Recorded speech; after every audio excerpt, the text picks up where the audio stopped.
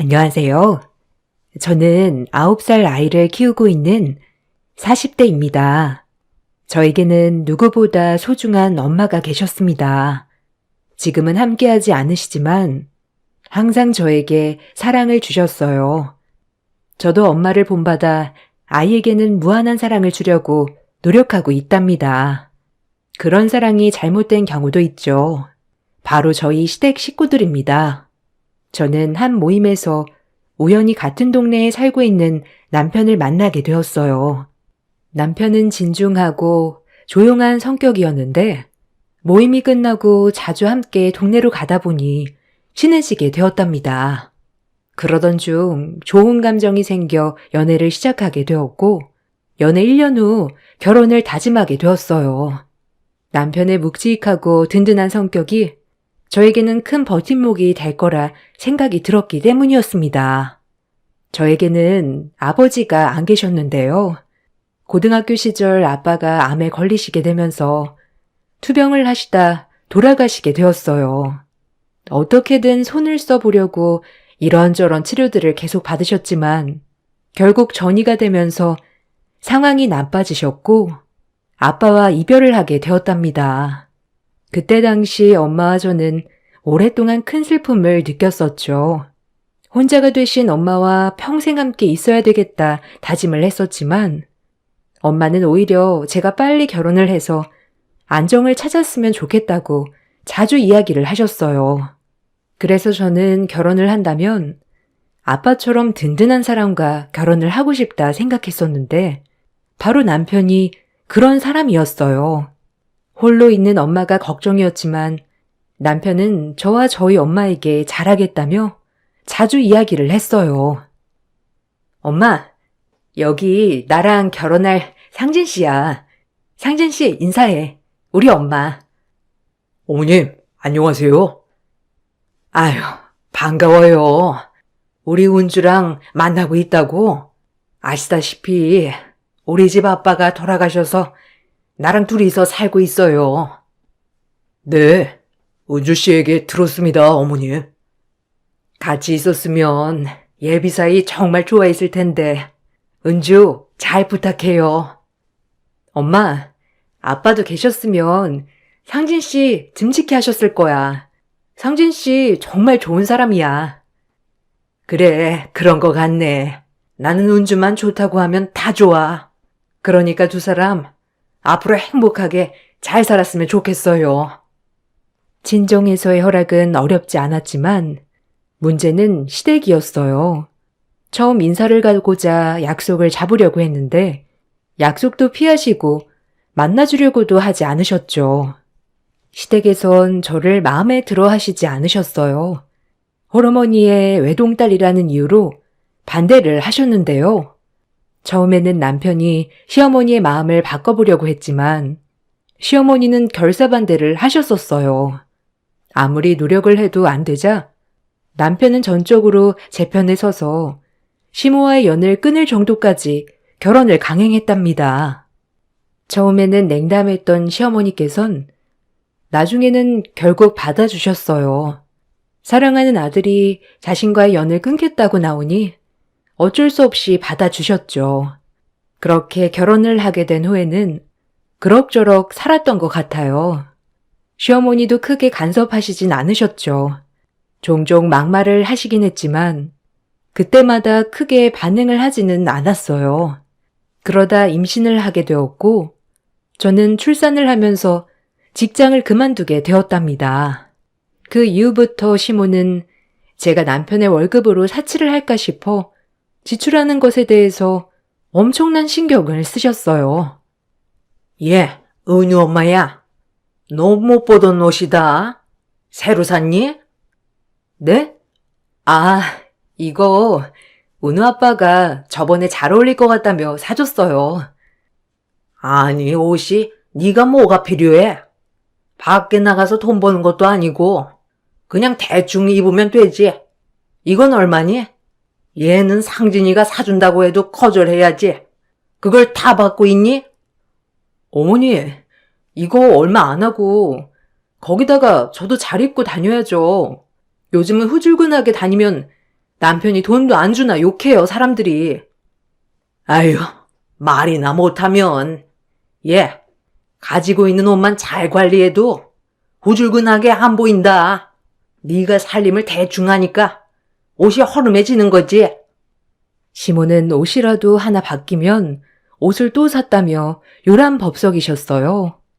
특히 밖에 나가서 일도 하는 것도 아닌데 새 옷이나 화장품을 사는 것을 이해하지 않으셨죠. 저에게 쓰는 돈은 매우 아까워하셨지만 시댁에 쓰는 돈에 대해서는 굉장히 너그러우셨어요. 오히려 부족하다고 생각도 하셨답니다. 그렇게 결혼 5년이 되었을 때 갑자기 시아버님께서 암에 걸리셨어요. 종합검진을 받으면서 발견하셨는데 거의 초반에 발견이 되어서 조직만 떼어내면 완치될 가능성이 높다고 하셨어요. 시아버님이 병원에 계시는 동안 간병인이 필요했는데 저는 당연히 시어머니께서 간병을 하실 거라 생각을 했어요. 근데 시댁에서는 당연히 제가 할 거라 생각을 하셨더라고요. 아빠 내일 모레 병원 입원하는 거 알지? 시간 맞춰서 와라. 올 때 반찬도 몇 가지 해서 들고 오고. 병원밥이 입맛에 안 맞으시다고 하니까 치료 받는 동안에는 직접 반찬하고 밥해서 와야 되겠다. 네? 제가 간병을 하라는 말씀이세요? 제가 어떻게 아버님 병간호를 해요? 어머님이 하시는 거 아니시고요? 예, 늙은 내가 어떻게 병간호를 하니? 너는 집에서 쉬고 있는데 건강한 네가 해야지. 거기다가 네 아빠 암 걸렸을 때 네가 간병해 봤을 거 아니야. 경험도 있으니까 잘하겠지.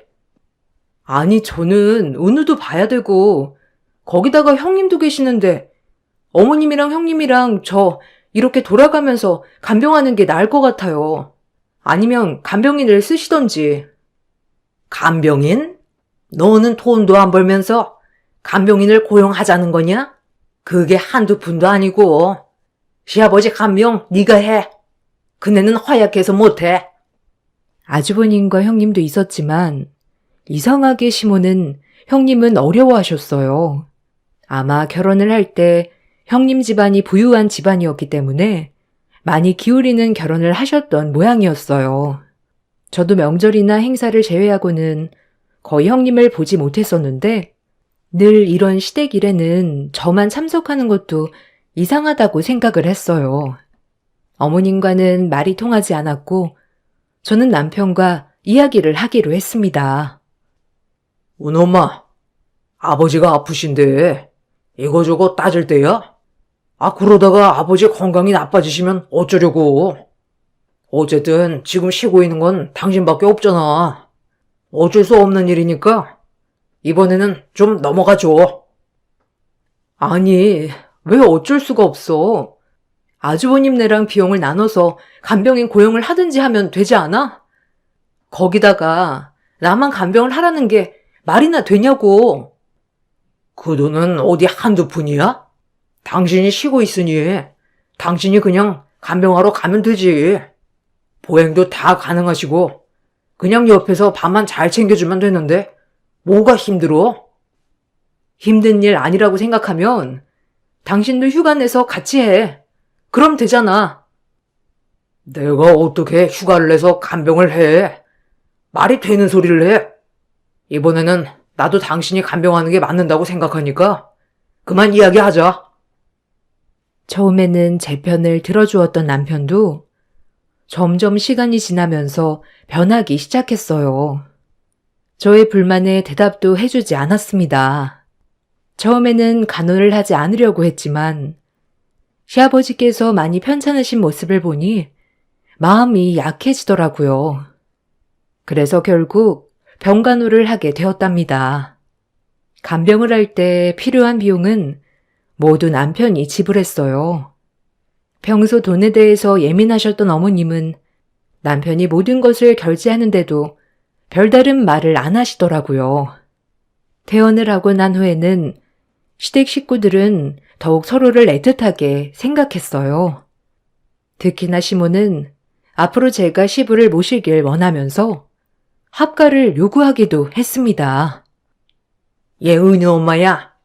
우리 너네 집으로 가서 살아야 되겠다. 아빠도 아프시고 건강도 안 좋으신데 며느리가 모셔야지 어쩌겠니? 언제 이사 가면 좋을지 알아보거라. 아니, 합가라니요? 갑자기요? 어머님, 저는 합가 못해요. 아버님 편찮으신 건 알겠지만 그렇다고 해서 합가는 아닌 것 같아요. 저희 방도 없고 집도 좁은데 저희 세 식구랑 어머님 아버님까지 다섯이서 방 2개 집에서 어떻게 지내나요? 예, 너네 식구 방 하나 쓰고 나머지 방은 우리가 쓰면 되지 뭐가 문제냐. 우리 집 정리하면 나오는 돈으로 아니면 이사를 가자꾸나. 어머님, 지금 집값이 어마어마하게 올랐고 어머님 댁 처분한다고 해도 집 못 구해요. 거기다가 저희 이사 갈 생각도 없고요. 아니 내가 너한테 시집살이를 시키니 뭐라니. 합가를 해보지도 않고 왜 계속 안 된다고만 해. 일단 해보고 불편하면 나가면 되지. 아니요. 이건 단호하게 말씀드릴게요. 아니면 아주버님 댁으로 가시는 것도 괜찮으시지 않으세요? 거기는 방도 4개니까 거기가 더 편하실 거예요. 거기에 어떻게 들어가니? 그네 불편하게. 그냥 너네 집으로 들어가 살란다. 상진이도 그게 낫겠다고 하니 그렇게 알거라. 알고 봤더니 시모는 이미 남편에게 합가를 하겠다는 의사를 보였고 남편 또한 긍정적으로 대답을 했던 것이었어요. 저에게 아무런 이야기 없이 결정한 것이 너무나 황당했지만 합가에 대해서는 받아들일 수 없다고 이야기를 했답니다. 시아버님의 상태는 점점 더 괜찮아졌고 치료 전보다 훨씬 더 건강해지셨어요. 운동도 꾸준히 하시고 몸에 좋다는 온갖 것들을 다 챙겨 드셨기 때문이었죠. 합가는 흐지부지 넘어가게 되었지만 그날 이후로 시댁 식구들은 저를 못마땅하게 생각했답니다. 그렇게 시간이 더 지나 아이가 초등학교에 입학을 하면서 저는 일을 시작하게 되었어요. 아이가 어느 정도 컸기 때문에 직장 생활도 할 수 있을 거라 생각을 했죠. 시댁에서는 이 사실을 알고 나서 비아냥거리며 이야기를 했어요. 예, 너는 그렇게 일해서 얼마나 버니? 그냥 집에서 가만히 있는 게 도와주는 거 아니니? 또 직장 다닌다며 옷이며 화장품이며 잔뜩 살 텐데 아까운 줄은 모르고. 어머님, 그래도 어느 정도 벌어요. 거기다가 직장 다니니까 아이도 좋아하고요. 너 직장 다닌다고 해서 상진이 안 챙기면 안 되는 거 알지? 집안일도 네가 다 알아서 해야 된다. 돈 몇 푼 번다고 남편 부려먹으면 안 되는 거야. 그래도 나눠서 할 건 나눠서 해야죠. 아니 이것 봐라. 너 우리 애 부려먹으려고 취업한 거니? 난 절대 그 꼴 못 본다. 상진이 부려먹을 거면 당장 일도 그만둬. 시모는 제가 일을 하면서 몇 푼이나 버냐며 비아냥거리실 뿐만 아니라 혹시라도 제가 남편을 집안일로 부려먹을까 노심초사하셨어요. 직장에 다니면서 점점 저는 시댁 식구들에게 지쳐갔습니다. 처음에는 아이만 데리고 둘이서 사는 게 낫지 않을까 싶었는데 제가 고민을 하고 있었던 건 친정 엄마였어요. 친정 엄마와 아빠는 동네에서도 소문난 인고 부부셨답니다. 아빠의 은퇴가 거의 다가오는 시점에 갑작스레 암이 발병되었고 전이가 되면서 치료를 받으시다가 돌아가시게 되었어요. 엄마는 많은 아픔 속에서 딸만은 행복하게 잘 살기를 바라고 계셨어요. 거기다가 건강도 나빠지셔서 혹시라도 내가 이혼을 하는 날에는 엄마가 충격을 받으실 수 있겠다 싶어 꿋꿋이 참아내기로 했습니다. 나에게는 너무나 소중한 엄마였기 때문에 엄마의 바람을 지켜드리고 싶었죠. 그러던 어느 날 엄마가 암에 걸리셨다는 것을 알게 되었습니다. 몸이 좋지 않아서 검진을 받았는데 몸 곳곳에 이미 전이가 되어 손쓸 방도가 없을 정도라고 하셨어요. 사실 날이 얼마 남지 않은 상황이었기 때문에 저는 재택으로 일을 돌리고 엄마 병간호를 하기 시작했어요. 재택이지만 월급은 그대로 받았으므로 수입의 변동은 없었지만 어쩐지 남편은 탐탁치 않게 생각을 했습니다. 당신 요즘 너무 어머님한테만 신경 쓰는 거 아니야? 어차피 병원에만 계시고 거기다가 이제는 손 쓸 수도 없다고 하는데 그쪽으로만 너무 신경 쓰는 거 아니냐고. 아니, 당신은 어떻게 그렇게 말을 해? 당신 아버님 아플 때 기억 안 나? 그때도 나는 하루 종일 병원에서 병간호 했잖아. 그때랑 마찬가지인데 뭐가 불만이야? 거기다가 월급도 그대로 들어오고 당신 저녁밥 차려주고 집안일 하는 데에는 전혀 문제가 없도록 하고 있잖아. 근데 어떤 게 불만이라서 그렇게 얘기를 해? 아니, 아무리 병원비를 장모님 돈으로 다 처리한다고 하더라도 소소하게 들어가는 비용들도 있을 거고 거기다가 왔다 갔다 하면서 기름은 안 써? 나 참, 당신 돈으로 기름 한 방울도 안 넣을 테니까 걱정하지 마. 남편은 이상하게 자신의 돈으로 병원비를 내거나 비용을 지불할 것이라 생각했는지 돈에 대해서 예민하게 굴기 시작했어요. 어차피 병원 비용은 엄마가 다 지불을 하고 계시고 간병인도 두고 계시기 때문에 제가 간병을 한다고 하더라도 크게 신경이 쓸 부분은 없었죠. 다만 얼마 사시지 못하니 그동안만이라도 엄마 곁에서 있고 싶은 마음이 간절했답니다. 이런 제 마음을 알아주는 사람은 아무도 없었어요. 시댁에서도 주기적으로 전화가 와서 저의 행동을 나무라셨죠. 은우 엄마야, 너 오늘도 엄마 병원에 가니? 너 자꾸 그렇게 병원에 가면 가서 균들 다 옮아 오는 거야. 그건 알고 있어? 우리 상진이 몸도 안 좋은데 네가 자꾸 병원 들락날락 하면서 균이라도 옮겨오면 어쩌려고 그러니? 아무리 살 날이 얼마 남지 않아도 그렇지. 사돈도 너무 하시네. 어머님, 그 말은 정말 너무하시네요. 저희 엄마 이제 1년도 안 남으셨어요. 아버님 간병하면서도 저 매일같이 병원에 갔었는데 그때는 은우도 어렸을 때인데 그건 걱정되지 않으셨나 봐요? 예, 그때랑 지금이랑은 다르지. 너 혹시 엄마 병원비도 네가 내니? 아니요. 병원비는 엄마가 다 내고 계세요. 그러니 걱정하지 마세요. 그래, 그래도 염치는 있으시네. 네? 어머님, 무슨 말을 그런 식으로 하세요? 자꾸 그렇게 말씀하실 거면 전화하지 마세요. 예, 내가 못할 말을 한 것도 아닌데 왜 이렇게 예민해? 솔직히 병원비 한두 푼도 아니고 그거 다 내면 너는 어떻게 살려고 그래? 걱정돼서 한 말이다. 시모는 제 속을 뒤집어 놓기도 했지만 저는 그쪽에 감정을 쏟을 시간조차 없었어요. 엄마의 얼마 남지 않은 시간을 더 알차게 보내고 싶었답니다.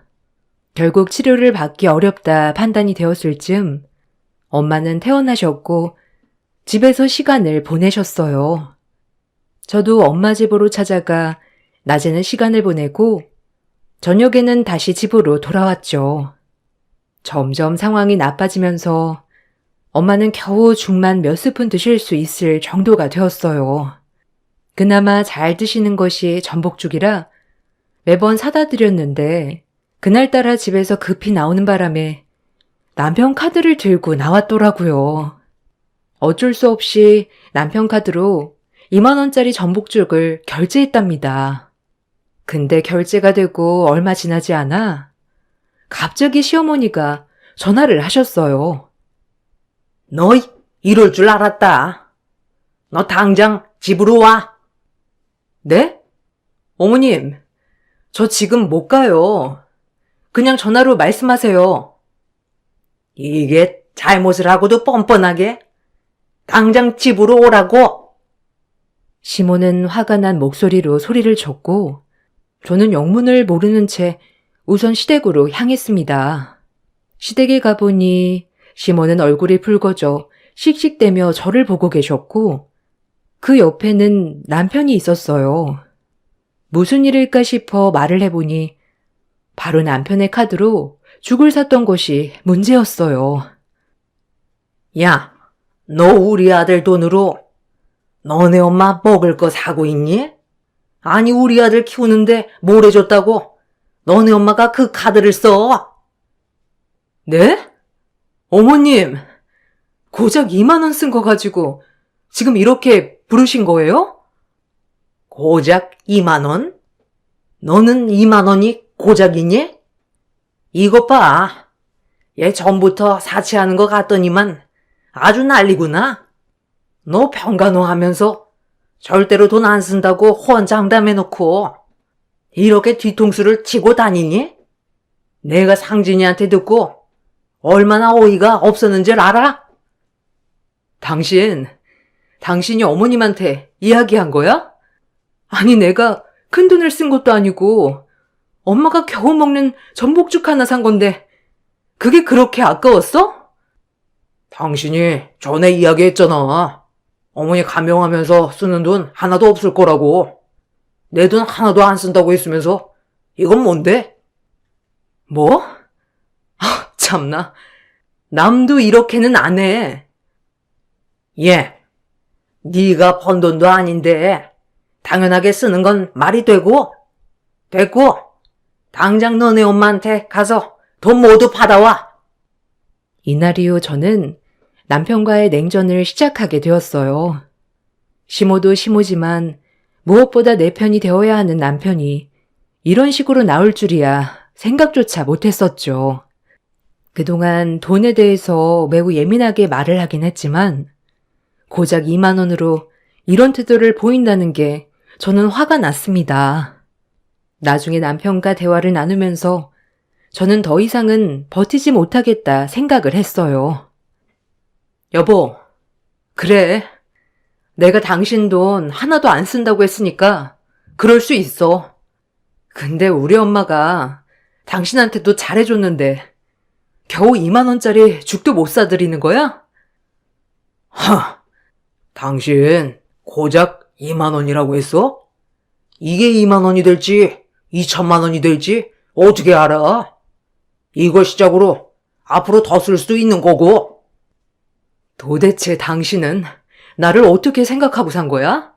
장모님이 이제 살 날이 얼마 남지도 않았는데 굳이 이런 걸로 재고 따져야 되겠어? 나는 시아버님 병간호도 다 했잖아. 그때는 당신이 병원 비용도 모두 지불한 거 아니야? 그때 내가 당신한테 왜 그렇게 쓰냐고 한 번이라도 이야기한 적 있어? 난 내 아빠고 장모님은 내 엄마가 아닌데 왜 내가 돈을 내야 하는 건데? 남편의 말에 저는 정이 떨어졌어요. 그간 살았던 세월 동안에도 남편은 시댁이라면 아끼지 않았지만 친정에는 그 흔한 과일도 한번 사가 본 적이 없었거든요. 거기다 2만 원짜리 죽 산 걸 이렇게나 아까워한다는 것이 너무나 황당하고 어이가 없었답니다. 남편과는 더 이상 함께할 수 없다고 생각을 했어요. 남편 역시 저와는 더 살고 싶지 않다며 이혼을 하게 되었습니다. 이혼 후 아이는 제가 데리고 오게 되었어요.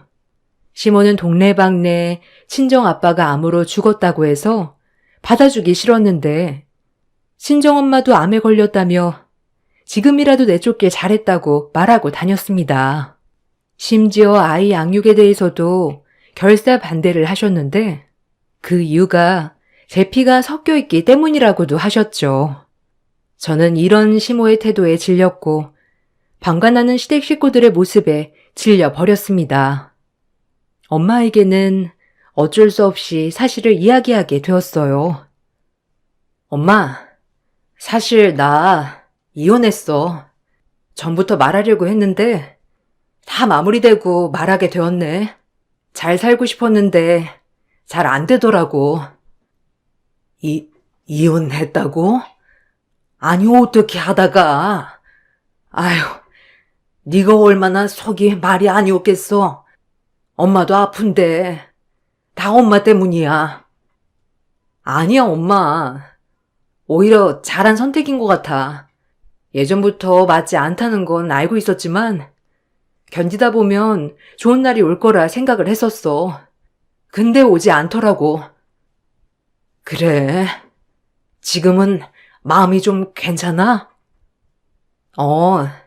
지금은 훨씬 마음이 편하네. 그때는 하루하루 버티는 게 고역이었는데 지금은 이렇게 엄마랑 계속 같이 있을 수 있으니 더 좋아. 처음에는 깜짝 놀라셨지만 그래도 제 선택에 손을 들어주셨죠. 저는 엄마 병간호에 더 집중을 하기 위해서 일도 그만두고 간병을 시작했어요. 1년의 시한부라고 처음에 들었던 것과는 다르게 엄마는 1년 동안 잘 버티셨습니다. 더 나아질 수 있었으면 좋았겠지만 확인을 할 때마다 상황은 조금씩 나빠지기 시작했어요. 어느 날 엄마의 상태가 나빠지게 되면서 더 이상 집에서 생활을 할 수 없게 되었어요. 마지막 치료를 위해서 엄마는 다시 병원으로 입원을 하게 되었어요. 입원을 하면서 병원에서는 이번이 마지막일 수도 있다는 이야기를 하셨죠. 한동안 정신을 차리지 못하셨던 엄마를 보며 이별을 준비하고 있던 어느 순간 갑자기 마치 아프지 않으셨던 것처럼 깨어나셨어요. 엄마는 저에게 입원할 때 가지고 온 가방을 달라고 하셨습니다. 거기에서 통장 하나를 꺼내시고 저에게 보여주셨어요. 확인을 해보니 평생을 일하지 않고서도 먹고 살 수 있을 정도의 금액이 들어 있었습니다. 엄마, 이게 뭐야? 이 돈이 여기에 있다는 거야? 아니, 어떻게 된 일이야? 은주야, 이거 이제 네 돈이야. 엄마는 얼마 안 남은 것 같아. 유언장도 다 써놨으니 나중에 확인하고, 이건 아빠가 돌아가시면서 남긴 재산이랑 보험금으로 만든 돈이야. 처음에 아빠가 돌아가시고 남긴 돈들을 어떻게 해야 할까 고민을 했는데 그냥 내가 생활하면서 쓸 수는 없더라고. 좋은 기회로 투자를 하게 되었고 그 수익으로 다시 투자를 하고 또 해서 이렇게 만들 수 있었어.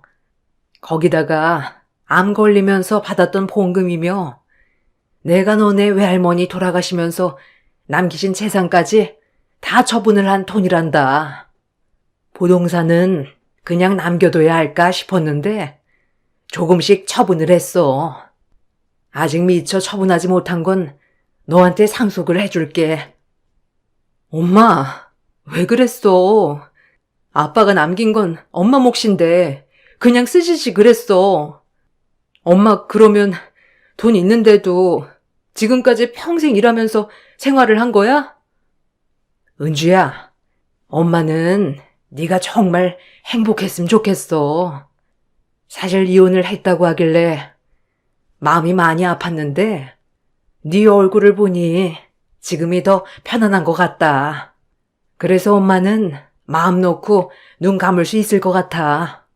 나도 처음에는 그냥 생활비로 쓸까 생각도 했었지. 근데 아빠가 돌아가시면서 자기 몫까지 널 든든하게 지켜주라고 했거든. 그래서 너를 위해서 남겨둔 거야. 엄마가 끝까지 네 곁에 있어주고 싶었는데 못해줘서 너무 미안해. 다른 건 몰라도 너랑 은우 생활하는데 보탬이 될 수 있다면 그걸로 엄마는 이 짐을 덜고 싶었어. 엄마는 아빠가 돌아가시고 나서 저를 지키기 위해서 많은 노력을 하셨어요. 그런 엄마의 노력을 알기 때문에 저는 엄마의 바람을 지켜드리고 싶었죠.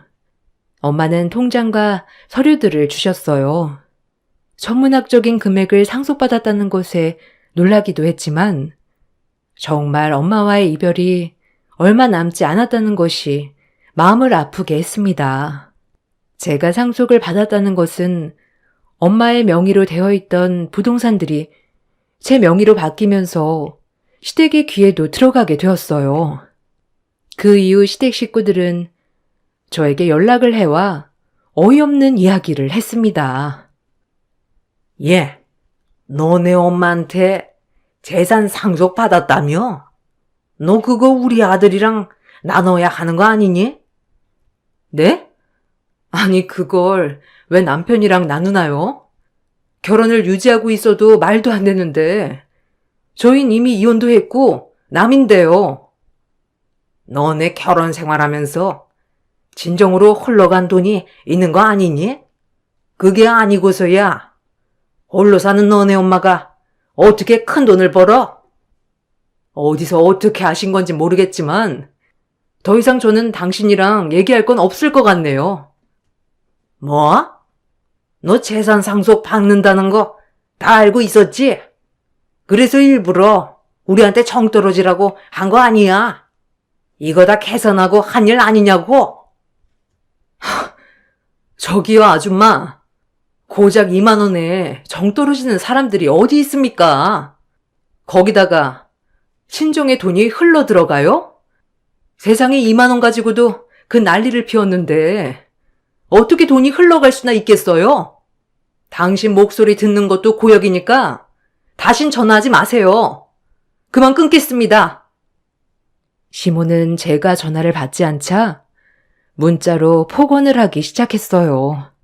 그 돈은 원래 우리 아들 돈 아니냐부터 시작해서 결혼한 지 10년인데 재산도 반으로 나눠서 분할해 이혼해야 하는 거 아니냐며 얼토당토하지 않은 말을 했죠.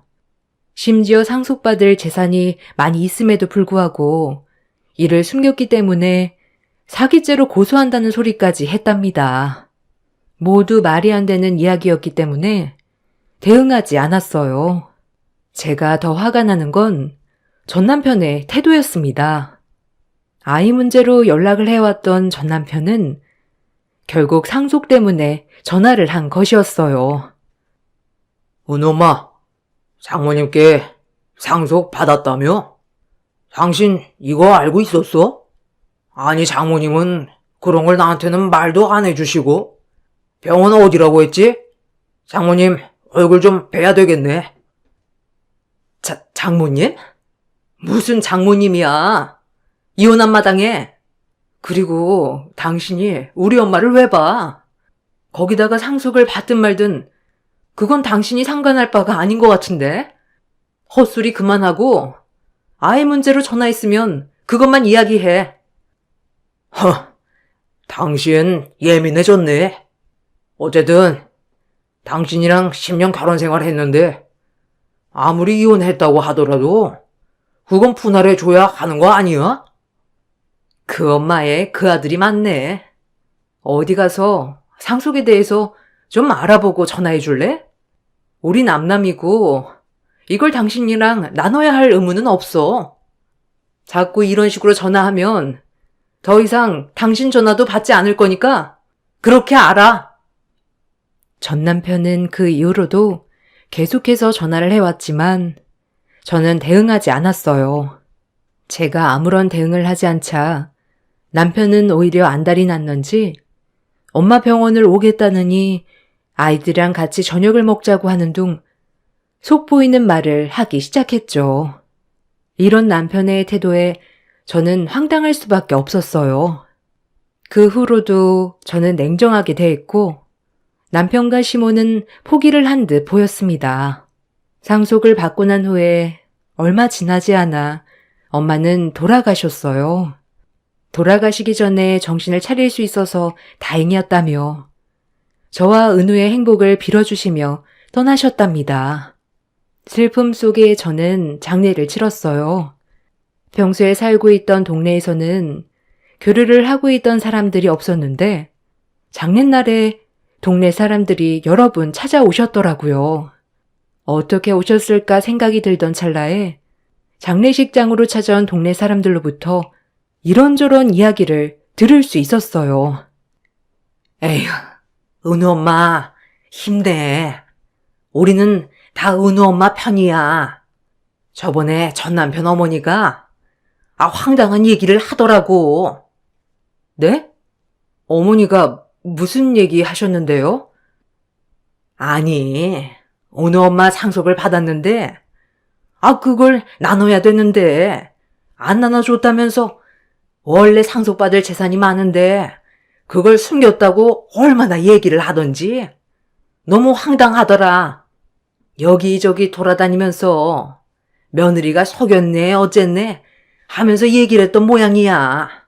처음에는 우리도 무슨 일인가 싶었는데 이 얘기를 들어보니까 그 엄마 말이 어찌나 황당하고 어이가 없던지.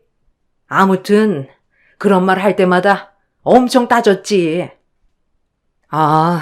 그런 일이 있었군요. 저는 몰랐어요. 아이고, 거기 아버지 아플 때 은우 엄마가 매일 가서 간병했잖아. 거기다가 그 엄마는 아무것도 안 하면서 놀러나 다니고 고생은 은우 엄마가 다 했지 뭐. 그거 동네 사람들 다 알고 있어. 얼마나 고생이 많았어 그래. 엄마가 그래도 은우 엄마 편하게 살라고 도와주셨네. 장례식에 오신 동네 사람들은 그동안의 고생을 알아주시고 저를 위로해 주었습니다. 이전부터 제가 고생하며 시댁일을 하는 걸 알고 있었다고 하시더라고요. 시모가 가끔씩 어처구니 없는 이야기를 했는데 그때마다 이야기해주고 싶어도 남의 가정에 끼어드는 것 같아서 이야기를 하지 못했다고 해요. 그러다가 이혼 소식을 듣고 나서 잘 벗어났다 싶었는데 상속 얘기를 들으니 그 시모 속 좀 쓰리겠다 생각하셨대요. 그러면서 저에게 그동안에 힘들었던 상황들에 대해서 위로도 해주시면서 끝까지 장례에 참석을 해 주셨습니다. 다른 형제들이 없었기 때문에 저 혼자 장례를 진행해야 했는데 동네 분들이 도와주셔서 수월하게 장례를 진행해 볼 수 있었어요. 장례가 끝이 나고 저는 내 편이었을 것 같았던 시댁 식구들에게는 전혀 느낄 수 없었던 감정을 얼굴만 알고 있었던 동네 사람들에게서 느끼다 보니 참 많은 생각이 들더라고요. 동네에서 인맥으로 작은 가게를 운영하던 시부는 이후에 소문이 나게 되면서 결국 가게를 접어야 할 정도로 손님이 확 줄어들었다고 합니다. 남편은 계속해서 상속받은 재산을 나눠달라는 연락을 하지만 저는 남편의 이야기에 반응하지 않고 있어요. 혹시라도 저에게 소송을 할까 싶어서 알아보니 상속받은 재산에 대해서는 분할을 하지 않아도 될 뿐만 아니라 특히나 남편과 이혼을 한 상황에서 상속을 받았고 재산 기여도에 아무런 지분이 없기 때문에 나눠줄 필요 없다는 답변을 받게 되었습니다. 저는 엄마가 남겨주신 재산으로 아이와 편안하게 잘 지내고 있어요. 가끔씩 엄마가 생각이 날 때면 잠들어 계시는 곳으로 찾아가 이런저런 이야기를 하곤 한답니다. 아이도 이혼을 하고 나서 그전보다 훨씬 편안해지고 저 역시 생활에 스트레스 없이 잘 지내고 있어요. 엄마는 끝까지 저와 함께하지 못했다는 점을 너무나 미안해 하셨지만 엄마가 이렇게 재산을 남겨주시지 않았다면 저는 힘들게 살았을지도 모르겠다 생각이 들어요. 이렇게 살 수 있는 건 모두 엄마와 아빠 덕분이라고 생각한답니다. 저의 긴 이야기를 들어주셔서 감사합니다. 안녕하세요. 저는 30대 후반 여자입니다. 이번에 저는 아주 좋은 경험을 했는데요. 그동안 무시하고 제 말은 전혀 들으려 하지 않았던 한 사람이 땅을 치며 후회하더니 결국 저에게 손을 벌리는 상황을 제 눈앞에서 보게 되었네요. 사건의 시작은 30 초반에 남편과 결혼을 하고 2년쯤 지났을 때 안 좋은 일이 터지고 말았습니다.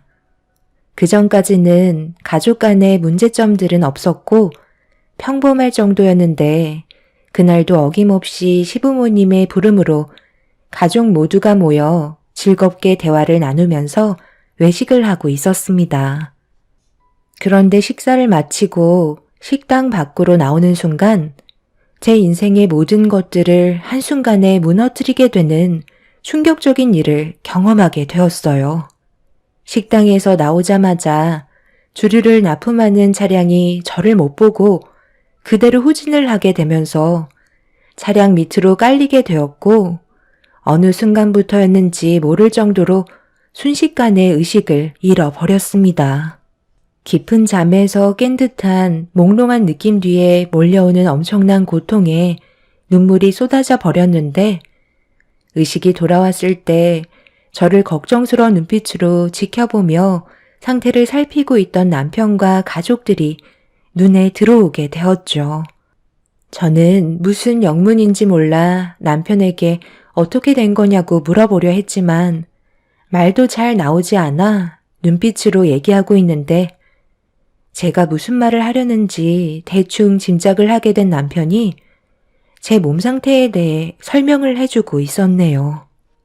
충격적이게도 제가 두 다리를 잃게 되었다는 말도 안 되는 설명을 해주고 있었고 몸에 온 힘을 주며 고개를 살짝 들었는데 남편이 얘기한 대로 제 두 다리는 어디로 갔는지 아무리 찾아봐도 보이지 않았습니다.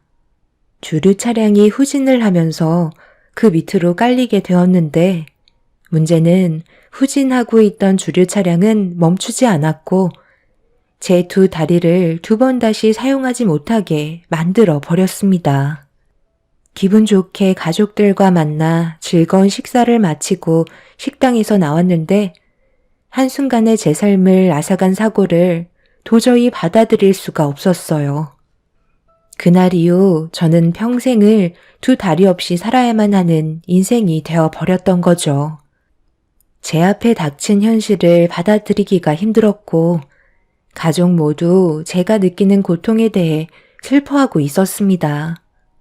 저는 다시 과거로 되돌리고 싶은데 야속하게 시간은 계속해서 흘러가고 있었어요. 하루하루 사는 게 너무 괴로웠고 인생을 포기하고 싶을 만큼 제 모습이 너무 싫게만 느껴졌습니다. 남편은 저에게 좋은 말만 해주려고 많은 노력을 기울였어요. 세상을 떠나지 않은 것만도 감사하게 생각하라며 항상 제 옆을 지켜주겠다는 약속을 했었죠. 하지만 문제는 시간이 지날수록 남편이 점점 힘들어하는 모습을 옆에서 지켜보던 시댁 식구들이 저를 짐스럽게 느끼기 시작했고 결국 아무것도 할 수 없는 저에게 불만이 커진 시댁 식구들이 저희 집에 찾아와서 온갖 막말을 쏟아내기 시작했네요. 나는 그동안 너를 며느리로 받아들이고 나서 단 한 번도 싫어한 적 없었다.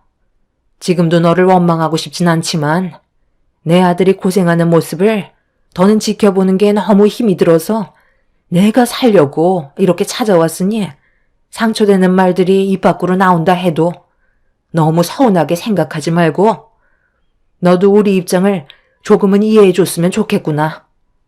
두 다리를 잃은 너를 내 아들이 평생 책임지고 산다는 건 나도 옆에서 지켜보는 게 너무 힘들고 내 아들 인생의 앞날은 앞으로 암흑밖에 없을 거라는 게 너무 끔찍해서 잠 한숨 못 자고 있다. 솔직히 우리가 잘못을 냈으면 현실을 받아들이고 살았을 텐데 이 사고는 너에게도 어느 정도 책임이 있다고 생각하지 않니? 주변만 잘 살폈다면 이런 사고는 벌어지지 않았겠지. 후진하는데 주류 트럭 차량에서 부저음이 울렸다고 하더구만. 그걸 왜 못 들었는지 나는 도저히 이해를 할 수가 없다. 귀가 먹지 않는 이상 왜 그걸 못 듣냐는 거야. 어찌됐든 사고는 벌어졌고 앞으로 내 아들은 평생 너 옆에서 희망 없이 살아야 한다는 게 너무 안타까울 뿐이다.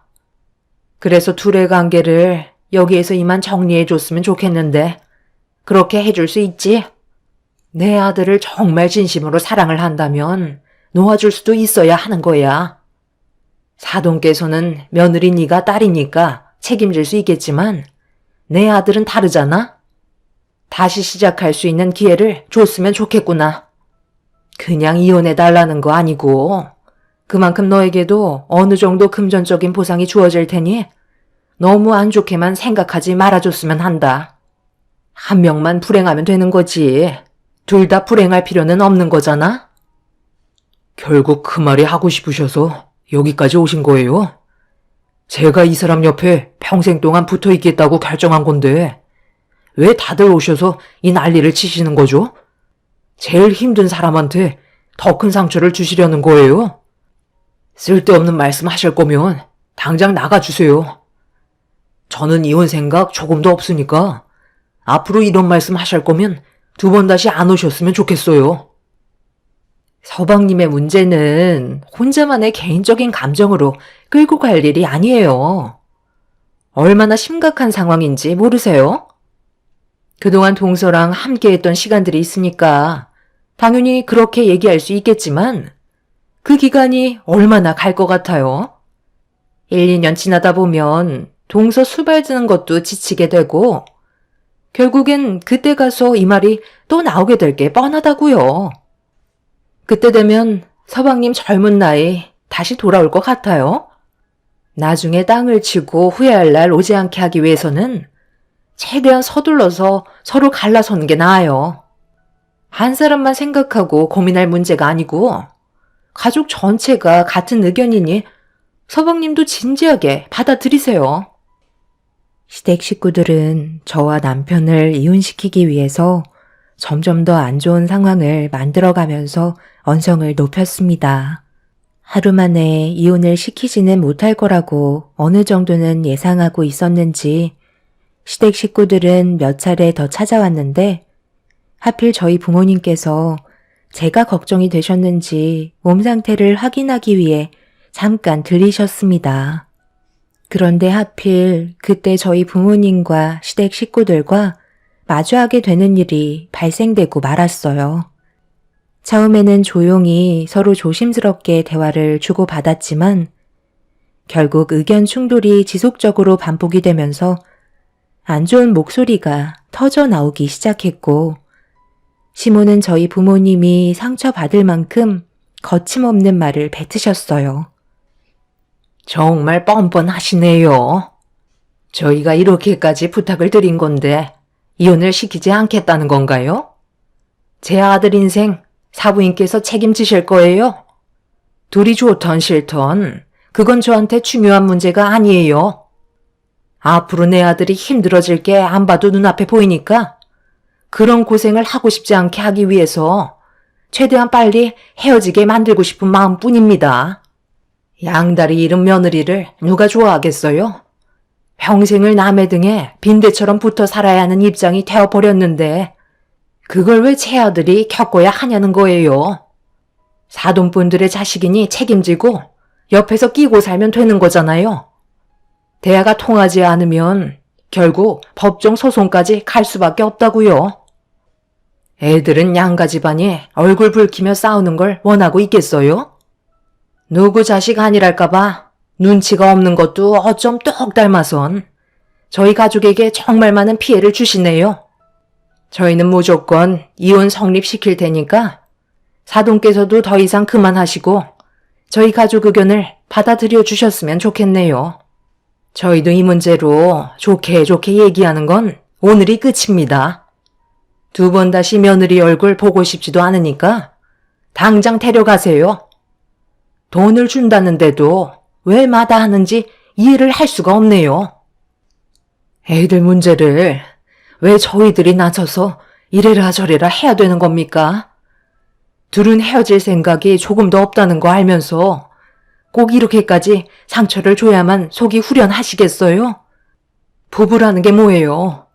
평생을 함께하기 위한 약속을 한 거고 힘든 일들을 헤쳐나가는 게 부부인 겁니다. 무조건 잘 되고 잘 살기 위해 부부의 연을 맺는 게 아니라는 거예요. 서로가 아직까지 진심으로 사랑을 하고 있는데 그걸 왜 사돈분들께서 가로막으려 하시는지 정말 이해할 수가 없네요. 저희는 할 말 없으니까 먼저 일어나 보도록 하겠습니다. 애들도 많이 피곤해 보이는데 같이 일어나시죠. 저희가 먼저 돌아가면 제 딸에게 상처되는 말들 쏟아내실 게 뻔하지 않겠어요? 저희는 충분히 대화를 주고받았고 애들도 이해 못하는 상황은 아니니 둘이서 결정할 때까지 지켜보도록 하시죠. 이런 식으로 해봤자 서로의 생각이 일치한다면 그 누구도 둘을 갈라놓을 수는 없을 겁니다.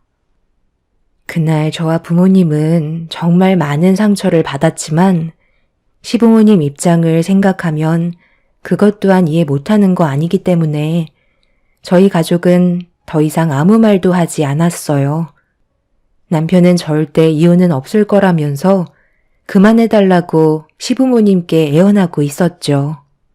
저도 많이 힘들었지만 남편도 이런 현실을 받아들이는 게 상당히 힘들어 보였어요. 절대 이혼만큼은 하지 않겠다는 말을 했지만 날이 갈수록 힘들어지는 모습을 지켜봐왔기 때문에 남편의 진심을 솔직하게 듣고 싶었습니다. 그래서 저희 양가 부모님이 각자의 집으로 돌아가신 뒤 저는 남편에게 진지하게 앞으로 어떻게 할 건지 물어봤어요. 뭘 어떻게 해? 지금 이대로 쭉 살면 되는 거지. 나는 당신의 몸에 문제가 생겼다고 해서 마음의 변화가 조금도 없으니까 걱정하지 마. 나는 오히려 부모님께서 저렇게까지 심각하게 나오시는 게 더 이해할 수가 없어. 내가 당신과 결혼을 했을 때는 당연히 어떠한 문제들이 생기더라도 모든 걸 감수하고 그 책임을 오로지 내가 안고 가겠다는 것도 포함이 되어 있는 건데 무작정 내 말을 무시하고 부모님 의견만 내세우시면서 일방적으로 밀어붙이는 이런 모습들이 오히려 더 실망스러운 모습을 보여주시는 것 같아. 어찌됐든 지금은 일이 벌어졌고 되돌릴 수 없기 때문에 나는 현실을 받아들이고 앞으로 어떻게 하면 당신과 좀 더 행복하게 살아갈 수 있을지 그런 것들을 고민하고 있는 중이야. 해외에서도 이런 사례 많이 있잖아. 그럴 때마다 이혼했어. 오히려 그런 일들을 계기로 부부 사이가 더 가까워졌고 하는 일들 모든 게 잘 된 적이 훨씬 더 많았다고. 이런 대화보다 앞으로 우리가 어떻게 살아가면 좋을지에 대한 의견을 주고받는 게 훨씬 더 이득일 것 같아. 내 말 무슨 뜻인지 알지?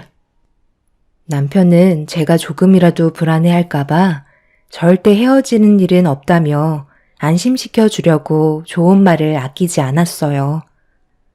그런 모습에 너무 고마웠고 앞으로 있게 될 많은 고민들을 조금은 덜어낼 수 있었습니다. 비록 제 두 다리는 잃었지만 남편과 저와의 사이는 더욱더 끈끈해졌고 저희의 마음을 확고하게 굳히자 난리를 치시던 시부모님께서도 결국 두 손을 들으셨네요. 시모는 남편에게 절대 부모 원망하지 말라며 앞으로 저를 대하는 모든 것들이 예전과 같지는 않을 거라는 무거운 말을 끝으로 더 이상 이 문제에 대해 조금도 입 밖으로 꺼내지 않으셨습니다. 그렇게 제 삶에는 많은 변화가 있었고 비록 남편 혼자 일을 하게 되는 처지가 되었지만 집에 혼자 있을 때는 부모님의 도움을 받으면서 생활을 하게 되었어요. 아무래도 맞벌이를 하다가 남편 혼자 벌게 되니 금전적으로 여유 있는 삶을 살 수는 없었지만 저도 어떻게 하면 남편에게 조금은 도움을 줄 수 있을지 많은 고민을 하게 되었고 양손은 멀쩡했기 때문에 제가 할 수 있는 일거리들을 찾아보기 시작했어요. 그렇게 찾아보던 도중 손부업이라는 여러 가지 일거리들을 접하게 되면서 저에게 맞는 일을 시험 삼아 경험해 보게 되었습니다. 비록 큰 돈은 아니었지만 그래도 제가 현실을 받아들이고 현재의 삶에 노력하려는 모습을 남편도 긍정적으로 봐주면서 또 다른 활력소를 찾은 것 같아 즐겁게 손부업 일을 할 수가 있었습니다. 오랜 시간 동안 최대한 부업 일거리를 많이 처리하면 좋겠지만 제가 두 다리를 잃게 되면서 다른 곳에도 여러 가지 후유 장애가 생겼기 때문에 오래 앉아 있을 수는 없었어요. 그래서 제 몸에 무리가 가지 않는 선에서 조금씩 일을 해왔었죠. 그런 생활을 반복적으로 하다 보니 어느 정도 노하우도 생겼고 저도 집안에 조금이나마 도움을 줄 수 있어서 그런지 자존감도 떨어지지 않았네요. 그렇게 살아가고 있는데 어느 날 형님의 딸이 며칠 뒤 중학교를 졸업한다는 소식을 접하게 되면서 저도 조카에게 해줄 수 있는 특별한 선물을 찾아보기 시작했어요. 하지만 제가 직접 사서 주는 것보다 이제 고등학생이고 자신이 원하는 걸 사는 게 좋을 것 같아 한 달 꼬박 힘들게 일해서 모은 50만 원을 들고 조카의 졸업식에 남편의 도움을 받아 찾아가게 되었어요.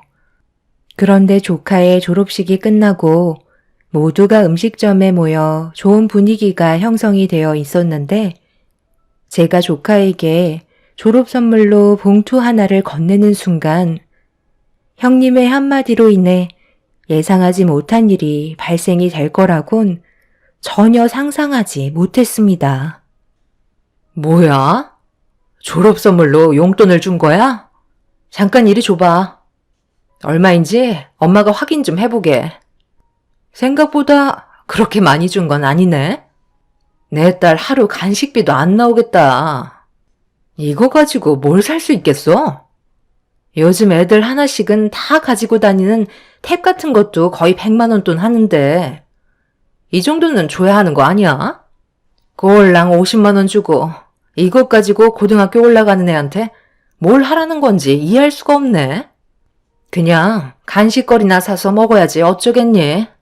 이런 건 받아도 기분이 별로지 않나? 형수, 무슨 말을 그렇게 하세요? 이 사람이 얼마나 힘들게 일해서 벌은 돈인 줄 알면 그런 말 안 나올걸요? 형수 집안이야 그래도 부족함 없이 생활을 하시니까 50만 원이 적게 느껴지실지 모르겠지만 이 사람은 그래도 졸업하는 조카한테 용돈 좀 주겠다고 손부업 힘들게 한 달 꼬박 일해서 50만 원 버는 건데 꼭 말을 그렇게 하셔야 되겠어요? 사람 마음이라는 게 있는 건데 정말 너무 하시네요. 좋은 말 한마디 해주는 게 그렇게 어려우세요? 그리고 조카한테 준 선물인데 왜 형수 가방으로 들어가는 거죠? 다시 조카한테 돌려주세요. 저는 이 기분으로 한 공간에서 같이 식사할 수가 없을 것 같네요. 이제 그만 집으로 돌아가자. 제 말에 많이 서운하셨나 보네. 그런데 저도 기분이 좋은 건 아니거든요.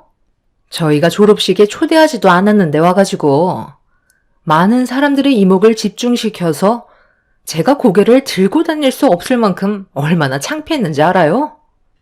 졸업식에 온 사람들이 전부 다 동서 다리만 쳐다보고 있잖아요.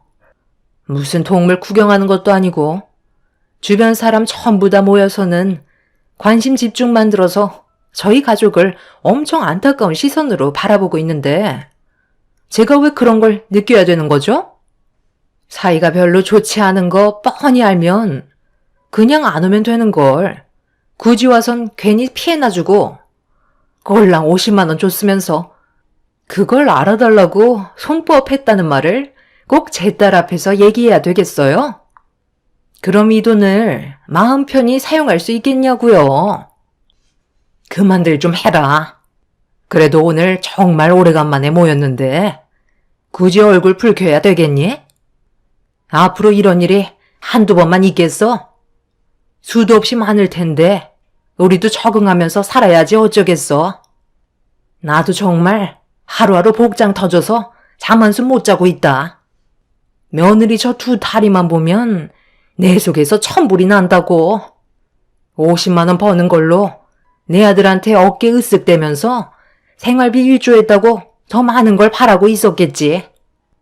나도 정말 이런 말 하고 싶지 않았는데 너만 보면 내 속이 뒤집어진다.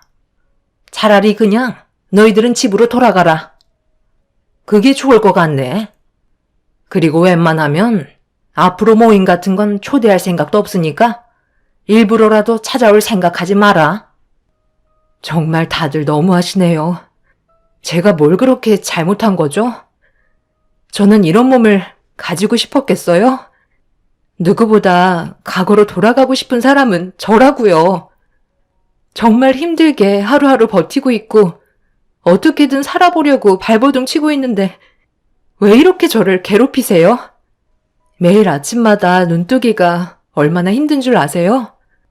이런 모든 것들이 제발 꿈이길 바라지만 힘들게 눈을 떴을 때 보이는 두 다리는 현실이라는 걸 알게 해준다고요. 저도 이제 서로 이렇게 마주 앉아서 얼굴 보는 거 힘들 것 같아요. 앞으로 먼저 연락하는 일은 없을 테니까 두 번 다시 저희한테 오라 가라 얘기하지 마세요. 사고 후유증 때문에 배에 힘이 들어가지 않아 큰 소리 치지도 못하는데 차오르는 숨을 내쉬면서 제가 그동안 받았던 상처에 대해 힘겹게 모든 걸 쏟아내었고 제가 열을 올리자 시댁 식구들은 입을 다물지 못한 채 어이없다는 표정으로 저를 바라보고 있었습니다.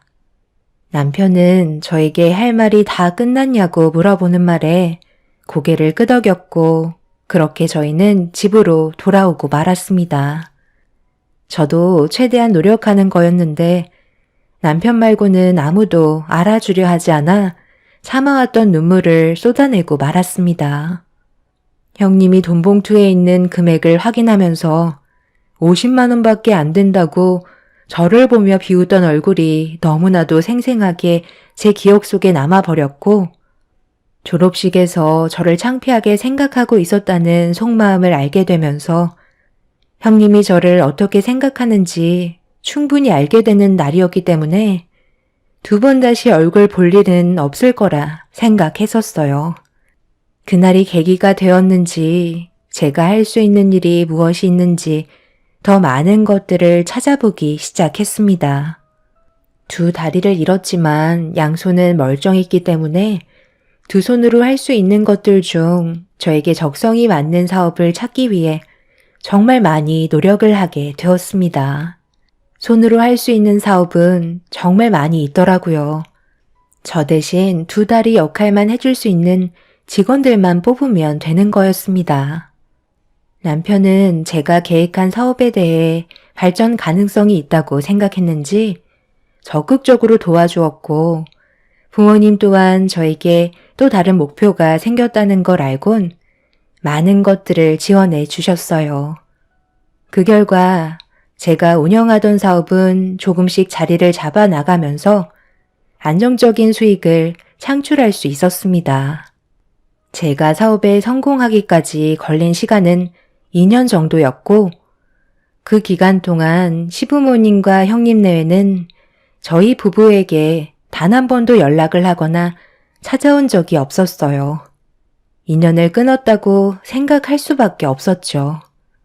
비록 두 다리가 없지만 제가 할 수 있는 일을 찾았다는 거에 감사했고 저희의 삶은 더욱더 밝아지고 있었네요.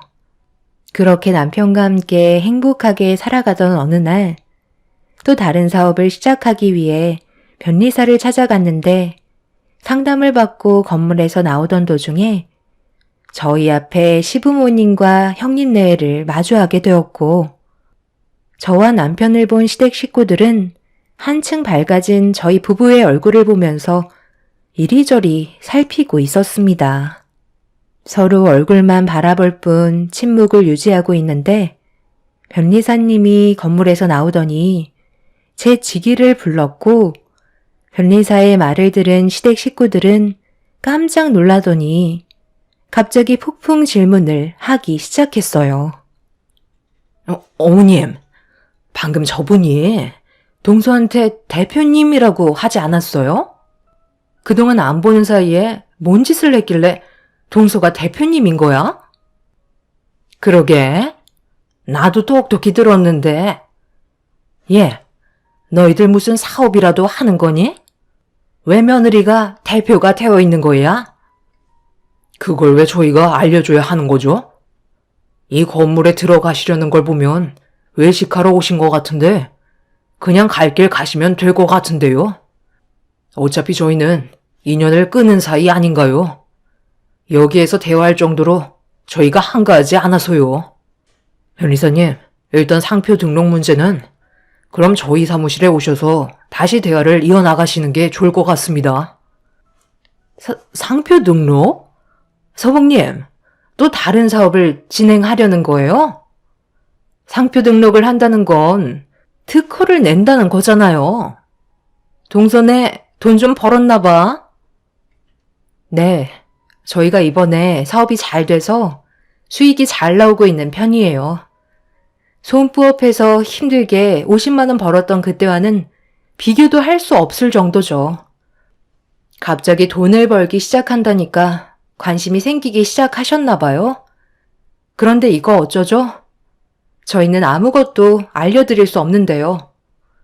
형님이 그때 저를 얼마나 무시하셨어요? 제가 그날을 조금도 잊지 않았거든요. 우리가 오죽 속상했으면 그랬겠어. 동서가 힘들게 손부업해서 벌은 돈이 50만 원밖에 안 된다는 게 안타까워서 그런 거지. 동서네 저녁 안 먹었으면 오래간만에 얼굴 봤는데 함께 대화 좀 나누면 좋을 것 같은데? 시간 좀 내주면 안 될까? 딱 봐도 오늘 일정은 끝났을 것 같은데? 가족이라는 게 뭐야? 서로 힘들 때 도와주기도 하고 받기도 하는 거지. 가족은 원래 그런 거야. 그래, 아무리 인연 끊었다고 해도 한 번 맺은 인연 쉽게 끊어낼 수 있겠니? 내가 안 그래도 너희들한테 전화 한 통 하려 했었다. 최소한 소식은 접하면서 살아야 하지 않겠어? 이번에 큰애가 운영하고 있는 사업이 경제의 영향을 많이 받아서 주머니 사정이 꽤 힘들어졌거든. 그런데 우리가 너희들한테 도움을 줄 수 있는 그런 일들이면 서로 이득을 볼 수 있는 거니 얼마나 좋아? 혼자만 잘 되는 것보다 가족들 모두가 서로 잘 되는 게 좋은 거 아니야? 그러지 말고 우리가 이렇게 만난 것도 쉽지 않은데 잠깐만이라도 대화할 시간을 가지는 게 좋을 것 같다. 이번 계기로 우리의 관계가 다시 좋아진다면 이것보다 좋은 게 어디 있겠니? 죄송하지만 저는 이미 많은 상처를 받았기 때문에 원하시는 대로 더 이상 끌려다니지는 않을 것 같아요. 저희가 뭐가 아쉬워서 도움을 드려야 하는 거죠? 저희한테는 지금 흘러가는 시간들이 전부 다 돈이거든요. 당신도 할 말 없으면 그만 돌아갈까? 형님과 시모는 갑자기 제 휠체어를 붙잡고 저희 부부가 무슨 일을 하는지 궁금하다며 정보를 캐내길 원하고 있었어요. 하지만 절대 알려주지 않았고 속을 태웠습니다. 형님은 개거품을 물며 저에게 뭐라도 얻어가고 싶어 하려는 속셈을 보였지만 저희 부부는 단호하게 거절을 하면서 뒤돌아 버렸네요. 제가 운영하는 사업은 손부업을 하면서 알게 된 사업인데 미싱 사업입니다. 생활에 필요한 여러 가지 가방을 디자인하고 판매를 하고 있는데 저희가 디자인한 가방들의 제품이 소비자분들의 마음을 설득시켰는지 좋은 반응을 얻게 되었어요. 엄청나게 큰 돈을 버는 건 아니지만 그래도 저희 부부가 먹고 살기에는 충분한 수익을 올리고 있네요. 결국 시댁 식구들은 집에까지 찾아와서 무슨 일을 하고 있는지 물어보며 최대한의 정보를 캐내려 하고 있어요. 당연히 알려줄 수는 있지만 이런 일로 시댁 식구들과 또다시 엮이고 싶지가 않네요. 남편도 차라리 이사를 가는 게 좋을 것 같다고 얘기하고 있을 정도로 시댁 식구들의 말만 나와도 진저리 치고 있는 상태입니다. 앞으로 저희 부부가 하는 사업이 점점 더 확장이 되었으면 좋겠어요. 비록 앉아서 하는 부업에서 찾게 된 사업이지만 지금 현재 너무 만족하고 있고 꽤 많은 제작 의뢰가 들어오고 있는 중이네요. 위기는 기회라고도 하죠. 저 또한 삶에 엄청난 위기가 찾아왔지만 이걸 기회로 삼아 지금 현재 남편과 행복한 삶을 살아가고 있습니다. 반대로 형님네의 사업은 나라 경제에 영향을 많이 받는 사업이라 이번에 상당한 빚을 떠안았다고 하네요. 회복하긴 힘들 것 같다는 말을 시모가 남편에게 흘린 것 같습니다. 저에게 많은 상처를 줬던 가족들이 이번 일을 통해 많은 후회를 했으면 좋겠어요. 여러분들께서도 위기가 찾아오셨다면 그걸 기회로 삼아 앞날에 꽃이 피셨으면 좋겠습니다. 제 사연 들어주신 분들 감사합니다. 안녕하세요. 저는 34살에 하루하루 열심히 땀 흘리며 살고 있는 여자입니다. 행복했던 기억들은 접어두고 이제 홀로 살아가기로 결심한 지 6개월쯤 지난 것 같아요. 제 인생이니 현실을 받아들이기로 했습니다. 그래야 제 마음이 편하고 앞으로 살아가는데 걸림돌을 만들지 않아서 결정했어요. 제 사연을 들어주신 분들에게 위로를 받고 싶어요. 매년 쳇바퀴처럼 돌아오는 새해에 저도 밝은 인생을 살고 싶어 하늘을 바라보며 뻥 뚫린 가슴 시린 마음을 눈물로 씻어내고 있습니다. 전부 제 욕심인 것 같아요. 누군가에게 평생을 사랑받으며 살고 싶은 마음뿐이었는데 안타깝게도 모든 일은 물거품으로 돌아갔어요. 사랑했던 남자와 지속적으로 만남을 이어오다 보니 결혼 얘기는 빠질 수 없는 일이었어요. 우리 만난 지 지금 3년이 넘었는데 아직까지 결혼하고 싶다는 생각 해본 적 없어? 내가 몇 번이나 말했는데 왜 내 말은 무시하는 거야? 이럴 거면 우리 왜 만나는 거지? 결혼하기 싫으면 싫다고 말을 하던가. 확실하게 해줬으면 좋겠어. 내가 언제 결혼하기 싫다고 그랬어? 다 사정이 있으니까 그렇지. 나는 뭐 함께 안 살고 싶겠어. 나야말로 간절한걸? 하지만 내가 몇 번이나 말했잖아. 우리 엄마가 몸이 많이 불편해서 신경 쓸 일이 많다고. 결혼하면 그만큼 신경 쓰지 못하잖아. 엄마는 이제 나밖에 없는데. 그래서 계속 갈등이 생기는 거야. 이해해줄 수 있는 거지? 자기한테 짐이 되게 하고 싶지 않아. 내가 괜찮다고 몇 번을 말해. 그리고 요양원에 계시잖아. 나랑 자주 왔다 갔다 하면 되는 거지. 자기가 결혼 안 하고 이렇게 살고 있는 건 과연 좋아하실까? 결혼 얘기는 꺼내봤어? 조만간 한번 찾아뵙고 싶은데 시간 잡을 수 있지? 이 남자는 저를 정말 진심으로 사랑해줬고 모든 걸 제 기준으로 맞춰줬습니다. 더 이상 기다리게 하고 싶지 않았어요. 저만의 이기적인 행동과 생각이라고 느꼈거든요. 이 남자 또한 저를 배려해주는 것도 한계에 다다른 듯 보였습니다. 그래서 시간을 내어 함께 요양원을 찾았고 저희 엄마를 소개해줬어요. 그 전에 엄마에게 결혼하고 싶은 남자가 있어서 소개해준다고 미리 말을 꺼냈고 이런 얘기를 처음 꺼내는 거라 살짝 놀라셨지만 엄마도 제가 잘 되길 바라셨어요. 그렇게 저희 셋이 한자리에 모여 서로 인사를 나눴고 좋은 분위기 이끌어 나갔어요. 그리고 한참 동안 이런저런 대화를 이어나갔고 저희 둘이 하루빨리 자리 잡아 행복하길 바란다며 되려 자신 때문에 결혼에 대해 고민시킨 것 같아 미안해 하셨습니다. 그래도 이렇게 직접 얼굴 뵙고 돌아가서 마음은 놓이네. 그런데 어쩌다가 두 다리를 잃으신 거야? 나는 그때 독립해서 한창 일을 하고 있었는데 병원에서 전화가 왔더라고. 그리고 부모님 두 분 다 위급한 상황이라는 말을 듣게 되었어. 급하게 병원에 찾아가 보니 벌써 아버지는 세상을 떠나셨고 엄마는 큰 수술을 진행하고 있는 상태였어. 너무 갑작스럽게 닥친 불행이라 어떻게 해야 할지 모를 때 그래도 큰아버지와 연락을 할 수 있어서 금전적으로 도움을 받을 수 있었어. 엄마는 수술이 끝나고 병실로 옮겨졌지만 충격적인 모습으로 돌아오고 말았지.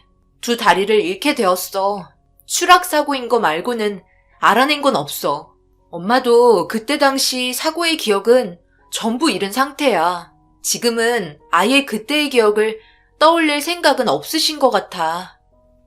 엄마는 불의의 사고로 인해 두 다리를 잃게 되었어요. 충격적인 상황으로 사고 당시의 기억을 완전히 잃은 상태였죠.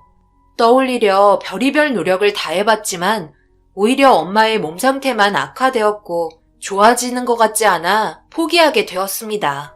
그 기간이 10년이 지난 상태였어요.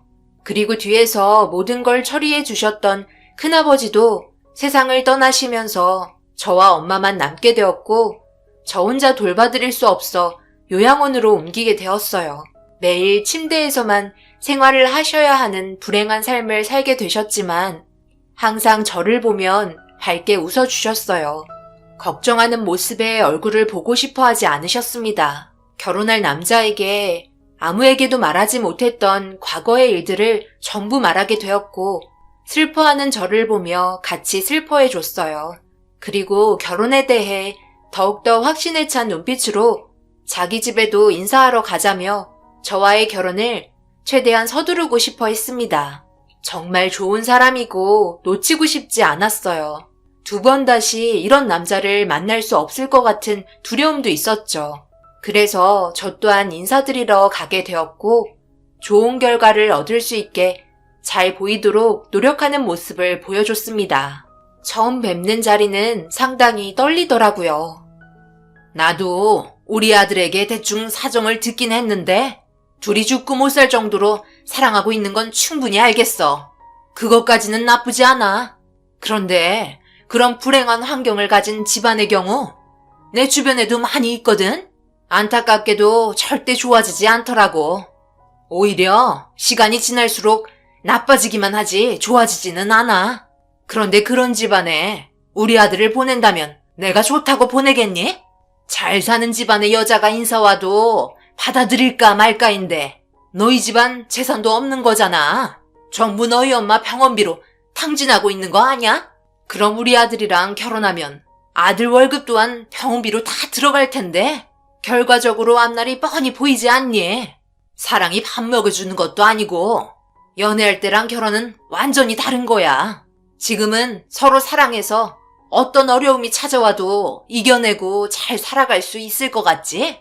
그건 몇 년 안에 전부 끝나게 되어 있어. 현실에 눈을 뜨게 되지. 그럼 뭐다? 이혼인 거야. 뻔히 보이는 스토리에 우리 아들에게 훈장 하나 남기게 하고 싶지 않다. 이혼남이라는 타이틀이 얼마나 많은 지장을 주는지 잘 알고 있지? 내가 좋게 생각해보려 해도 답이 나오지 않네. 더 이상 만나지 않는 게 서로에게 유익을 줄 수 있을 것 같은데 내 말 너무 서운하게 생각하지 않았으면 좋겠다. 너희 어머니는 당연히 웃으면서 허락해 주셨겠지. 네가 힘이 덜 들 테고 금전적으로 부담을 줄일 수 있으니까. 그런데 나는 아니다. 우리 집안 멀쩡하고 부족한 거 하나 없는데 절망밖에 안 남은 너희 집에 우리 아들 보낼 이유는 없잖니? 그리고 너랑 결혼시키려고 몇십 년 동안 우리 아들 힘들게 키운 거 아니다. 어머님은 저희 집안의 사정을 듣고 나서 자기 아들이 봉사활동하려고 태어난 줄 아냐며 윽박지르시며 화내셨어요. 그런 어머님의 마음 이해 못하는 거 아니었고 이런 말 듣게 될 거라 생각했어요. 하지만 제가 사랑하는 사람의 옆에서 저희 집안 깎아내리고 무시하는 말을 듣게 되니 얼굴을 들을 수 없을 정도로 창피했고 그 자리에서 벗어나고 싶었습니다.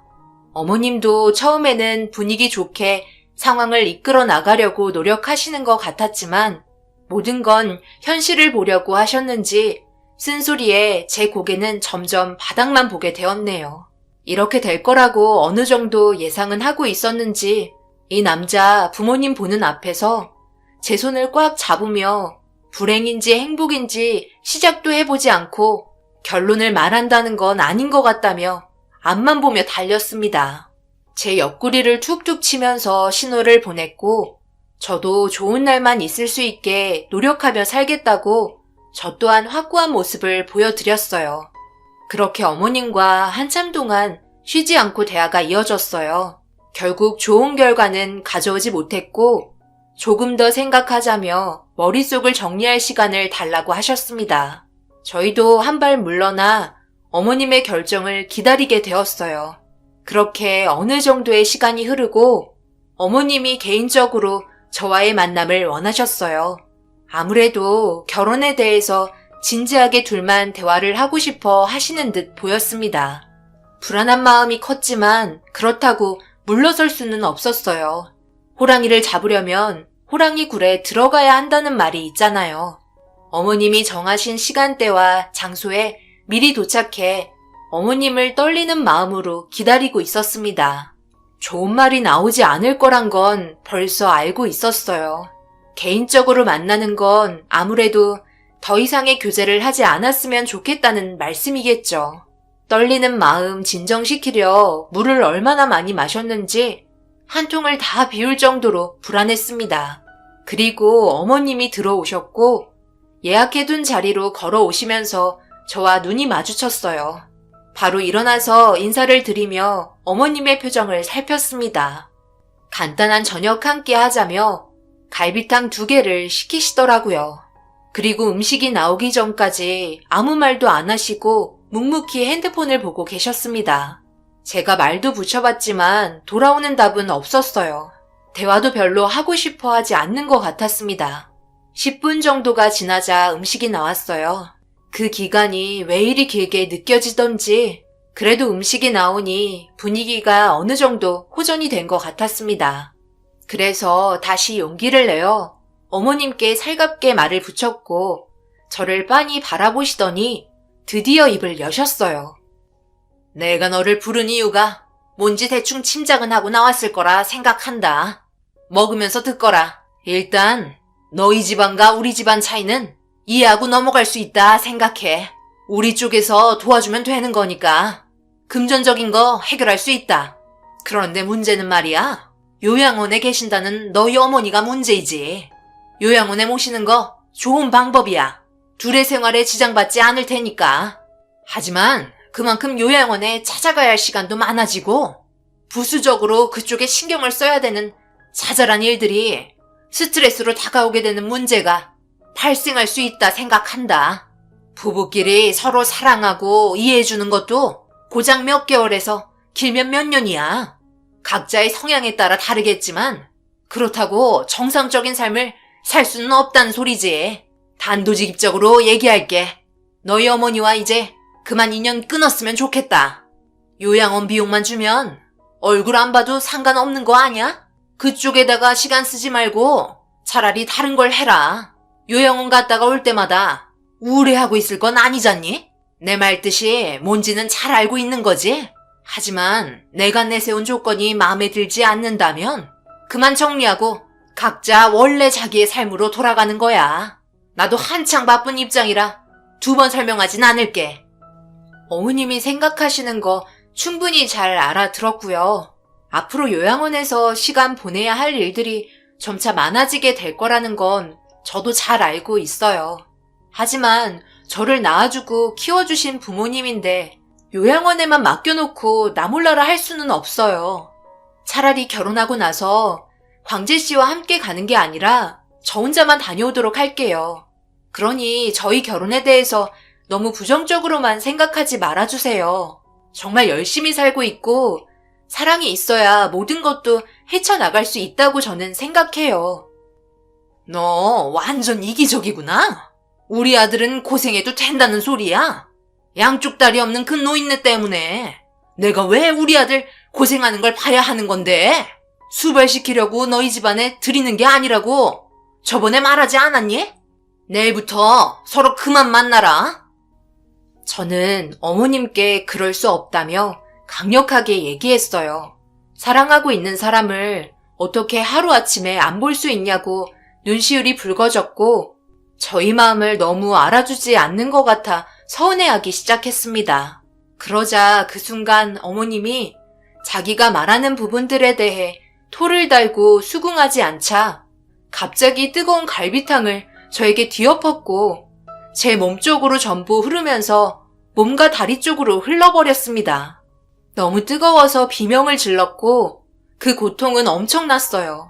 급하게 휴지로 닦긴 했지만 벌써 화상을 입었는지 후끈거리기 시작했고 쓰라리기까지 했습니다. 저는 어머님의 돌발 행동에 넋을 잃었어요. 씩씩거리며 흥분하고 계신 모습과 눈빛이 너무 무서웠고 어떻게 해야 될지 몰라 뜨거운 다리를 붙잡고 있었어요. 어머님은 2번은 말하게 하지 말라며 저희 엄마 양쪽 다리 없단 이유로 갈비탕을 뒤엎으며 결혼을 반대하셨습니다. 어머님은 그렇게 식당에서 나가셨고 저는 뒤처리한 다음 집으로 돌아갔어요.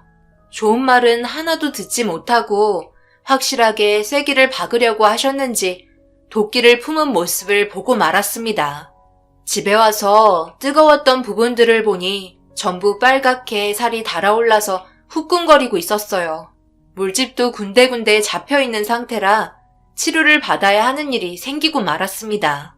다행히 병원이 문 닫을 시간은 아니라 병원을 찾아 바르는 약과 먹는 약을 처방받고 집으로 돌아가고 있었어요. 그런데 집으로 돌아가지 않으셨는지 아직까지 동네에 머물고 계셨던 어머님은 지인분과 함께 서로 진지한 표정으로 대화하는 모습이 발견되었어요. 또다시 얼굴 마주치는 게 두려워 모른 척하고 최대한 돌아서 집에 도착했어요.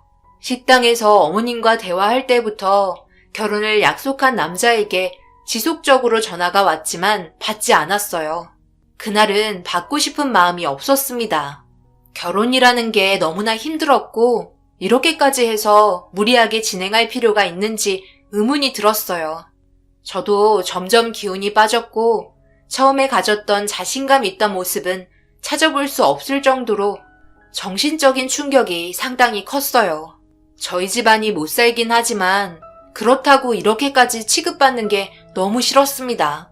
그리고 결혼하고 나서 좋은 일이 있을지 없을지 미래는 그 누구도 알 수 없는 건데 어머님 머릿속에서 나온 상상의 일들을 현실화 시키려고 하시는 게 너무 서운했어요. 이 남자와 잠깐 만나고 결혼하겠다는 것도 아니고 오랜 기간 만나면서 싸운 적 단 한 번도 없었는데 그런 것들은 안 보시고 지금 당장 눈앞에 펼쳐진 것만 보시니 너무 답답했어요. 그렇게 다음날 아침이 되었을 때 어김없이 남자에게 전화가 왔어요. 자고 일어나니 어느 정도 진정이 되었고 전화를 받았습니다. 너무 늦게 받아서 많이 서운했는지 저에게 화를 내며 전화는 왜 이렇게 늦게 받냐고 소리치기 시작하자 전날에 있었던 일에 대해 얘기했어요. 내가 전화를 안 받으려고 했던 게 아니야. 너무 힘들어서 그랬어. 어머님이 전화하셔서 따로 만나자고 했는데 아무래도 우리가 결혼하는 게 마음에 들지 않으셨나 봐. 그래서 나도 고민이 많았고 우리 결혼 다시 생각해보는 게 좋을 것 같아. 아무래도 내가 어머님 집안에 피해를 줄 수밖에 없는 사람이라고 생각하시는 것 같아. 그리고 우리 엄마를 너무 막대하셔서 나도 더 이상 참기 힘드네. 아무것도 모르고 좋은 소식만 기다리고 있는 엄마를 생각하니 너무 마음이 아파. 미안해. 나중에 다시 통화하자. 결국 서로 좋은 말은 오고 가지 않았어요. 서로에 대한 입장이 달랐기 때문에 어쩔 수 없었습니다. 좋게 해결하려고 노력했지만 좋아지기는커녕 오히려 피해만 늘어가는 것 같아 더 이상은 안 될 것 같아 이 남자와의 만남을 포기해야 할 것 같았습니다. 저희는 한동안 서로 연락하지 않았어요. 제가 계속 전화 받는 것도 거절하다 보니 그 사람도 많이 지쳤었나 봐요. 그렇게 한동안 연락 없이 시간은 흘렀고 자연스럽게 헤어지는 것처럼 되었습니다. 아무래도 확실하게 정리해야 할 것 같아 시간을 잡고 만났어요. 그동안 함께했던 많은 날들이 있는데 문자 한 통으로 헤어짐을 통보하는 건 아닌 것 같았습니다. 그렇게 저희는 아무 말 없이 식당에 앉아 서로를 제대로 바라볼 수도 없이 한참을 고개만 숙인 채 먼저 대화를 꺼내길 원하고 있었어요. 결국 제가 먼저 헤어지자고 말을 꺼냈고 제 입에서 나온 말에 고개를 들며 저를 바라보던 그 사람도 더 이상의 아픔은 주고 싶지 않았는지 부정하지 않았어요. 그렇게 저희는 자리에서 일어나 각자의 갈 길을 가기 위해 마지막 인사를 했고 행복하라며 좋은 사람 꼭 만날 거라고 어머님이 원하는 대로 저희는 더 이상 만나지 않기 위해 등을 돌렸습니다.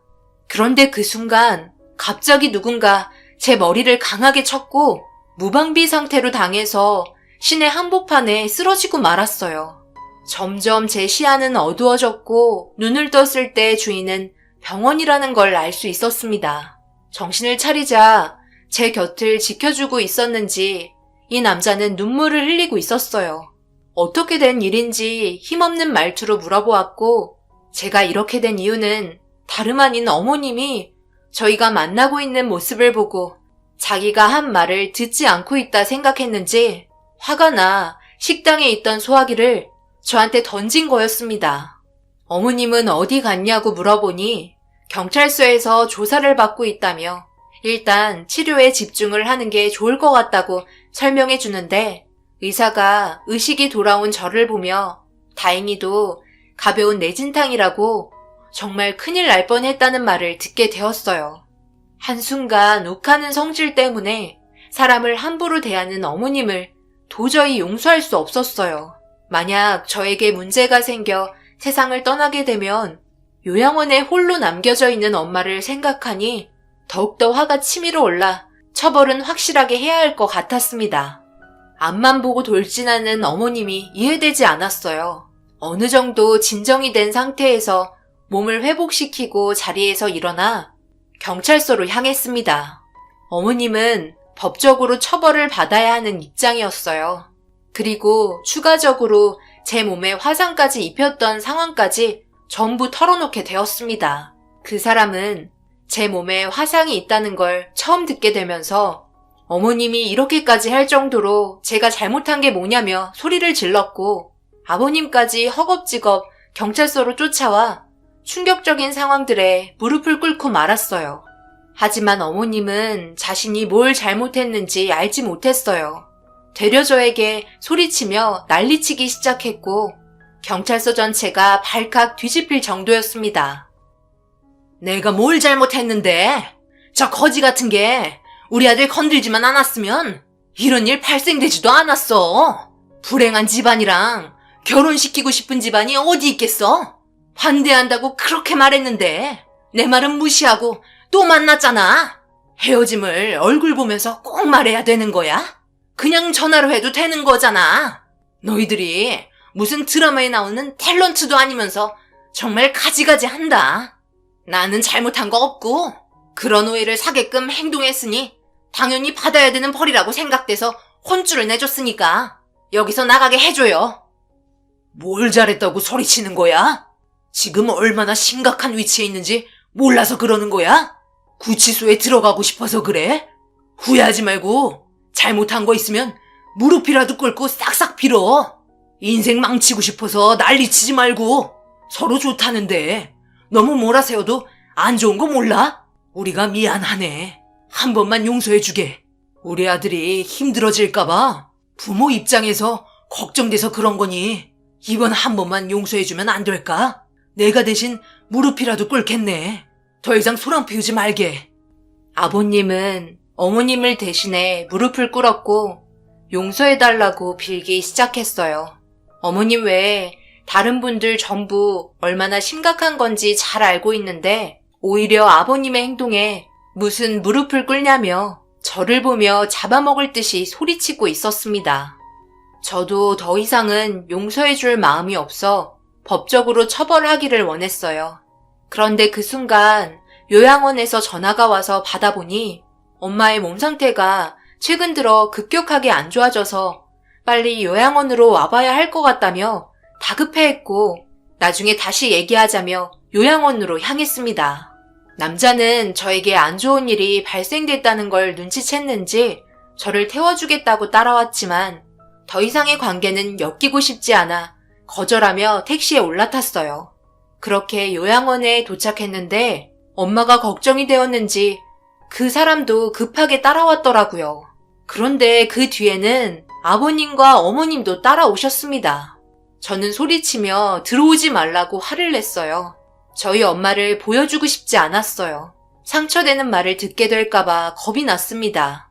엄마는 제가 도착하자마자 진정을 되찾았고 아무래도 병원에서 진료를 받아봐야 할 것 같다는 원장님의 말에 구급차를 불러 병원으로 옮기려고 준비하고 있었어요.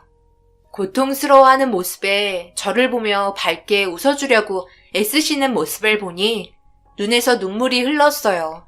그런데 어머님이 그 모습을 뒤에서 지켜보고 있었습니다.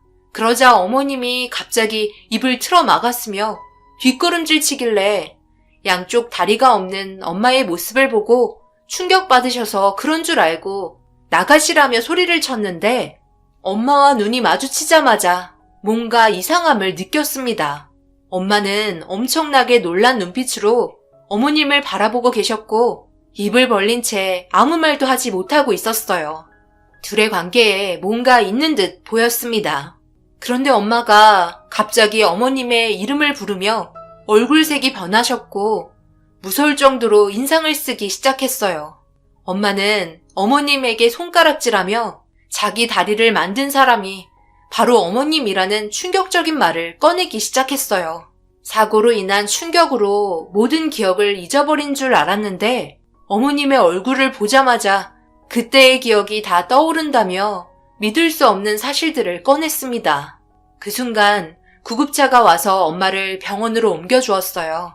어머님을 향해 무슨 일이 있었냐고 소리치며 물어보았지만 털썩 주저앉은 채 아무 말도 하지 못했습니다. 그런데 경찰서에 있어야 할 사람이 왜 여기까지 따라왔냐고 그 남자에게 물어보았고 조사가 다 끝났기 때문에 추가적으로 조사할 게 있을 때 다시 소환될 거라며 그 남자가 제 양팔을 잡고 일단 어떤 상황인지 모르니 진정하자고 흥분된 상태를 가라앉히려 노력해 주었어요. 그렇게 저는 병원으로 향했고 아버님과 어머님은 집으로 돌아가셨습니다. 그 남자는 끝까지 제 옆에서 저를 지켜줬어요. 하지만 가까이 할 수는 없었습니다. 얼마의 시간이 흐르고 병실로 돌아온 엄마는 몸의 염증 수치가 상당히 높게 나왔다며 당분간 병원에서 계속 치료받기를 권했어요. 엄마는 정신이 들었는지 어머님을 찾기 시작한 것 같았습니다. 자기가 사고 난 게 전부 어머님 잘못이라고 다시 흥분하셨어요. 도대체 뭔 일인가 싶어 진정시키며 하나하나 설명해 달라고 엄마의 손을 잡았습니다. 엄마는 눈물을 흘리면서 충격적인 말을 꺼냈어요. 영자는 예전에 회사 동료였어. 그렇게 친한 사이는 아니었지만 이름과 얼굴 정도는 알고 지냈었지. 그런데 언제부턴가 나와 친해지게 되었고 상당히 가까운 사이가 되었는데 회사에서 소문이 안 좋게 나기 시작했어. 다른 직원과 바람 피운다는 말을 듣게 되었지. 그래서 가정과 자식이 있는데 그건 아닌 것 같으니 다시 제자리로 돌아오길 바란다고 얘기했지만 안 걸리면 그만이라고 자신의 행동에 대해 전혀 죄책감 같은 건 느끼지 않더라고.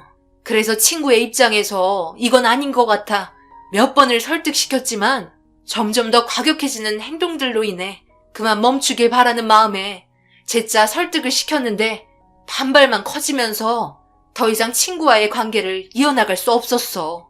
그렇게 서로 등을 돌렸지. 그런데 영자의 남편이 의심을 하기 시작했는지 불안에 떨기 시작하더라고. 그와 동시에 내가 바람 피우는 거 말했냐고 오해하길래 전혀 아니라고 얘기했지만 내 말을 믿지 않았고 결국 해서는 안 될 행동을 하고 말았어. 너희 아빠랑 내가 여행을 가던 도중 영자가 차로 뒤에서 받치면서 우리 차가 추락하고 말았지. 결국 이런 상태가 되었고 우리 집안은 돌이킬 수 없는 결과를 가져온 거야. 그때 내가 마지막으로 기억나는 건 영자가 나와 너희 아빠가 어떤 상태인지 보려고 내려와서 확인을 했고 나와 눈이 마주쳤어. 그리고 화들짝 놀라더니 도망치더라고. 살려달라고 힘겹게 말했지만 뒤도 안 보고 사라졌던 거야. 그 충격으로 기억을 정말 잃었다고 생각했는데 얼굴을 보자마자 모든 기억이 떠오르고 말았네. 너가 만나던 사람이 영자 아들이었던 거야? 아니 어떻게 이런 일이. 결혼은 아무래도 힘들 것 같다. 너희 아빠와 나를 이렇게 만든 저 사람을 절대 용서해 줄 수 없고 10년이 지난 지금이라도 벌을 받길 바래. 내 남편을 보고 싶어도 볼 수 없게 되었잖아. 충격적인 사실을 듣게 되면서 그 남자 또한 믿을 수 없는 사실에 주저앉았어요. 엄마는 몸이 아픈지 고통스러워 하셨습니다. 극도의 스트레스를 받고 있는 듯 보였어요.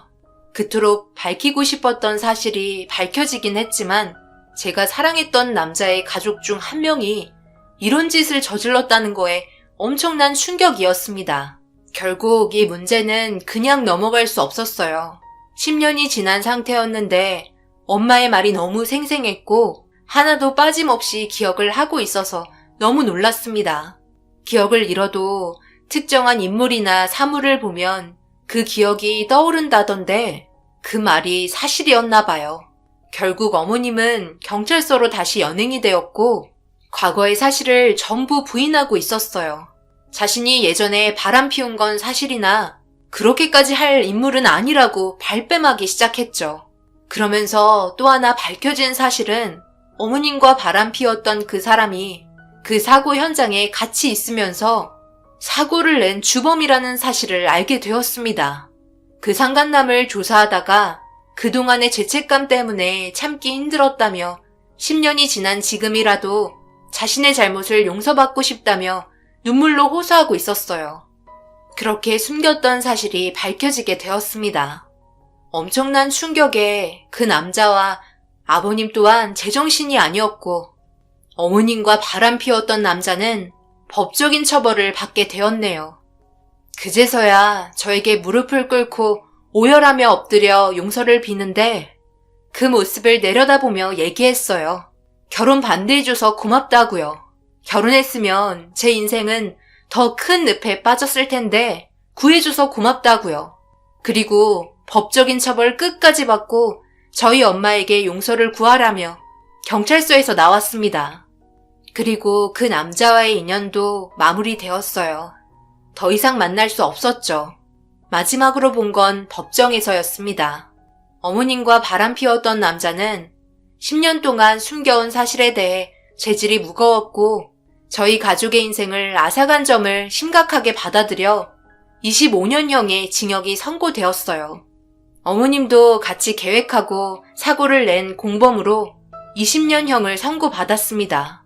어머님은 판결이 내려지자마자 절망하는 얼굴 표정이 한심스러웠습니다. 그때의 불같았던 사랑이 초래한 결과였어요. 한 사람의 잘못된 행동으로 주변 사람들 전부가 피해를 받게 되니 너무 힘들었습니다. 그렇게 지금은 엄마와 함께 둘이서 지내고 있어요. 더 이상 누군가와 만나는 것조차 두렵고 몸이 안 좋아진 엄마를 더 보살펴 드려야 할 것 같아요. 어떻게 이런 식으로 사건이 해결됐는지 더 이상 하늘에서도 두고 볼 수만은 없었나 봅니다. 제 인생까지 전부 망칠 뻔했고 돌이킬 수 없는 사건을 맞이할 뻔했어요. 여기에서 해결된 게 천만다행이라고 생각합니다. 그 사람은 자기 엄마를 대신해 한평생 사죄하며 살겠다고 미안하다는 말을 끝으로 더 이상의 연락은 주고받지 않았어요. 앞으로 저와 엄마가 잘 살아갈 수 있게 응원해 주시면 많은 도움 될 것 같아요. 특히 엄마의 몸이 많이 안 좋아요. 양쪽 다리를 잃게 되면서 합병증까지 오게 되었어요. 하루빨리 몸이 회복되셨으면 좋겠습니다. 제 사연 들어주신 분들 오늘 하루도 힘내시고 모든 일이 잘 될 수 있게 뒤에서 항상 응원할게요. 감사합니다.